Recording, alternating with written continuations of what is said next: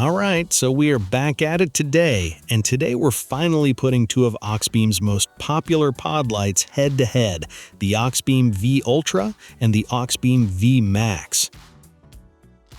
And honestly, this comparison was overdue because, on paper, both of these lights seem really similar at first glance. Both come in that aggressive 7-inch form factor, both have side shooters, both run amber lighting setups, and both are clearly designed for off-road and overlanding builds.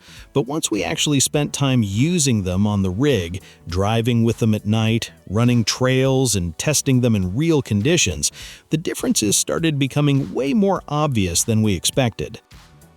Now, the thing is, these are not just one is better than the other type lights. They're actually built with slightly different purposes in mind. So depending on how you drive, where you drive, and what kind of lighting setup you already have on your rig, one of these might honestly make more sense than the other. So in this video, we're going to break everything down properly. The build quality, beam patterns, side shooters, DRLs, usability, heat management, overall performance, and most importantly, which one actually makes more sense for your setup.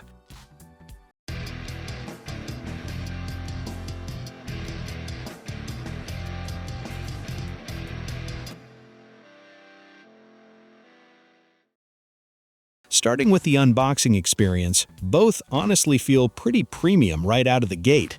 Auxbeam did a solid job packaging both the V Ultra and the V Max. Thick foam protection, properly organized accessories, no loose parts bouncing around inside the box, and nothing about either setup feels cheap or rushed.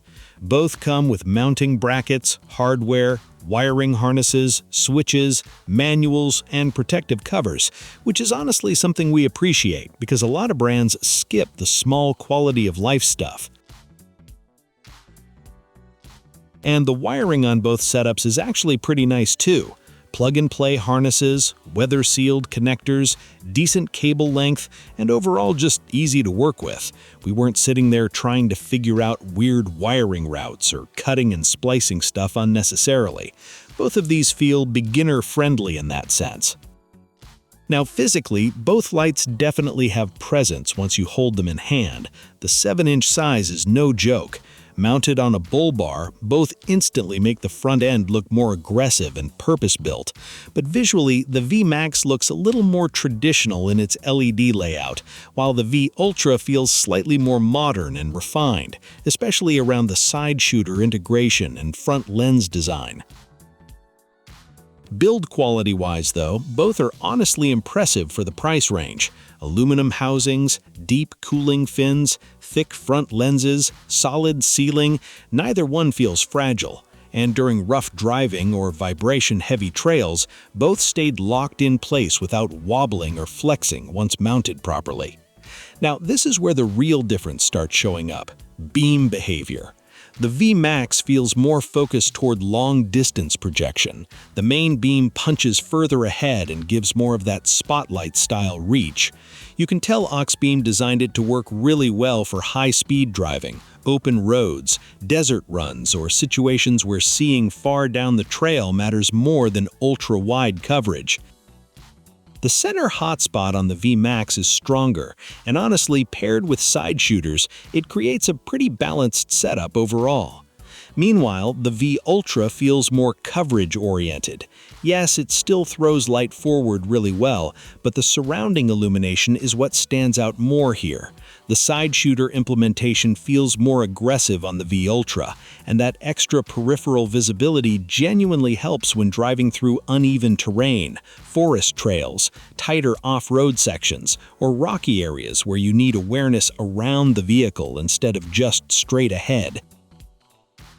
And honestly, this difference becomes super obvious once you compare them side by side at night. The V Max gives you more confidence at speed because of the forward throw, while the V Ultra makes slower technical driving feel safer because of how much surrounding area it lights up. Now, something we really liked is that neither light feels like it's just blasting brightness for the sake of marketing numbers. A lot of cheaper pod lights look insanely bright in the center, but leave everything around you dark. That's not what's happening here. Both of these actually have usable beam patterns, and that matters way more than raw brightness alone. The side shooters on both are honestly one of the biggest reasons these stand out. On the V-Max, the side shooters help soften the beam edges and prevent tunnel vision during nighttime driving. But on the V-Ultra, the side illumination feels even more noticeable. The spill coverage feels wider and more natural, especially near the edges of the road or trail. So if your priority is maximum awareness around the vehicle, the V-Ultra probably makes more sense. But if you want stronger long-range visibility while still getting decent side coverage, the V-Max has the edge. Now let's talk about the DRLs, because both of these lights actually look really good during daytime too. Both the V-Max and the V-Ultra come with amber DRL functionality, and honestly, on older rigs without factory daytime running lights, this adds a really clean, modern look. Neither one looks overly flashy or obnoxious. It's more of a subtle, premium-looking amber glow that gives the front end extra presence without screaming for attention. The nice thing is, both setups let you independently control the main lights and DRLs using separate switches. That flexibility honestly matters more than people think. Sometimes you only want the amber DRLs for visibility during daytime driving. Sometimes you want just the main beams, and sometimes you want everything running together for maximum coverage at night. And when both DRLs and main amber lights are running together, both setups honestly look fantastic on the front of the rig. The color consistency is smooth, there's no weird mismatch in tone, and it actually helps reduce eye fatigue during longer drives compared to harsher white lighting setups.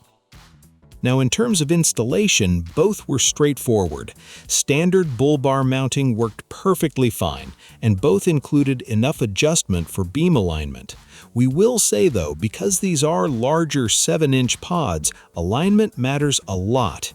Even small angle adjustments noticeably change the beam behavior, so taking extra time during installation is definitely worth it for both. Heat management is another area where both lights performed surprisingly well. Now obviously, powerful LED pods are going to generate heat, especially during long nighttime runs. That's just normal. But neither the V-Max nor the V-Ultra showed any alarming thermal buildup during testing. The cooling fins on the back actually seem functional instead of just decorative.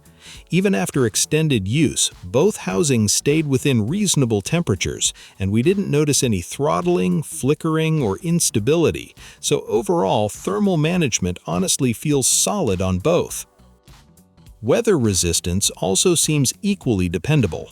Both are IP68 rated, and throughout testing, we didn't notice fogging, condensation, loose seals, or connector issues. Rain, dust, mud, pressure washing, neither setup seemed bothered by any of it. They genuinely feel like the kind of lights you mount once and stop worrying about. Now, one thing that surprised us is how differently these pair with other lighting setups.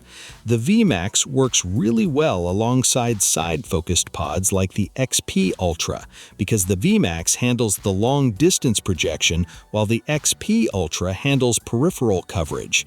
That combination feels incredibly balanced for highway driving and faster off-road sections.